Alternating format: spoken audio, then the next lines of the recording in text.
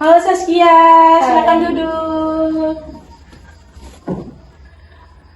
Tadi Saskia kesini naik apa? Naik motor Oke, sama siapa? Sendiri? sendiri. Oh iya sendiri.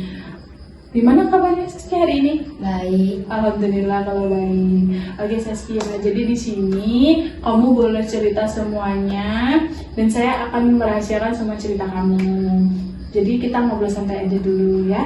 Kalau boleh saya tahu perasaan kamu saat ini gimana? Agak gugup sih. Gugup ya.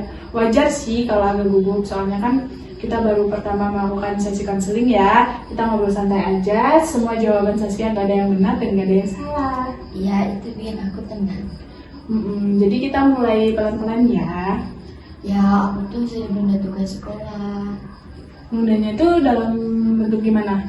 Hampir mau ngerjain tugas, terus mau mepet deadline. Gitu. Pernah sampai telat nggak? Pernah. Saat kamu saat gurumu ngasih tugas itu, yang pertama kamu lakukan itu apa? Ya mau ngerjain, terus malah main HP. Kalau enggak, ya tidur. Tidur. Oh, jadi ketika gurumu ngasih tugas, kamu tadinya mau ngerjain tapi malah main HP, tidur gitu ya. Dan saat kamu melakukan itu, apa yang kamu rasain? Ya santai, nggak ada tugas, kayak nggak ada tugas gitu. Oh, nggak mikirin tugas dulu gitu ya? Iya.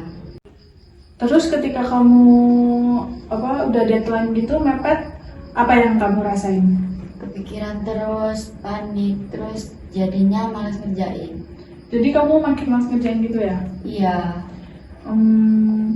Jadi kamu itu pas menunda tuh rasanya nyaman gitu ya, tapi setelahnya muncul panik, terus stres gitu ya? Iya, itu bener banget.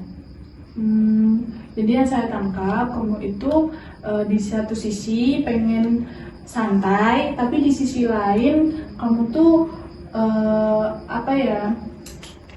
kelelahan secara pikiran gitu ya. Iya. Kalau kebiasaan ini terus berlanjut, menurut kamu dampaknya apa di sekolah?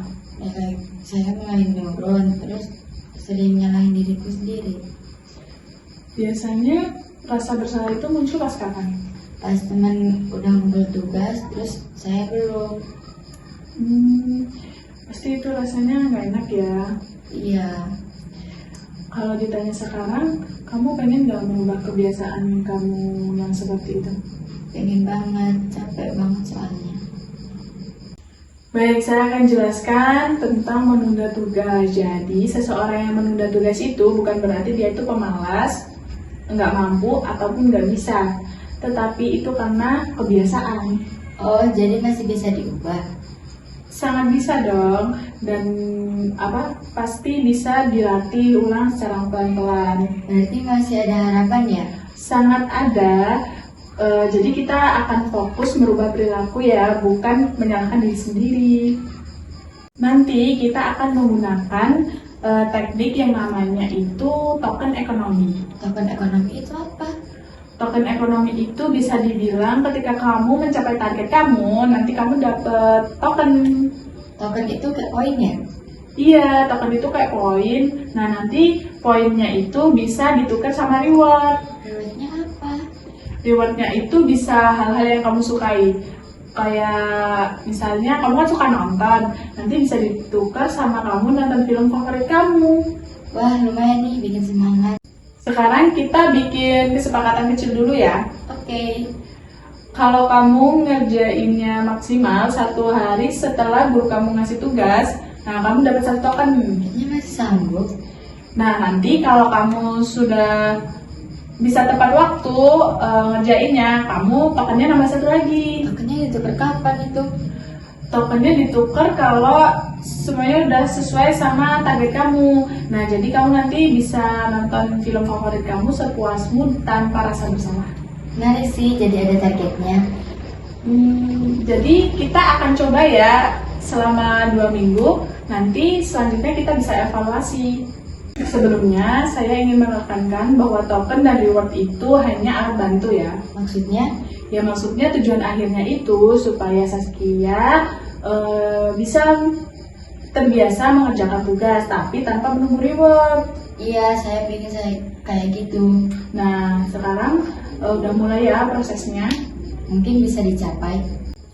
Oke, jadi kita sudah membahas tentang menunda tugas, terus apa dampaknya ke kamu. Lalu kita udah bikin kesepakatan dia tadi menggunakan token agar kamu lebih disiplin lagi. Iya, jadi lebih jelas.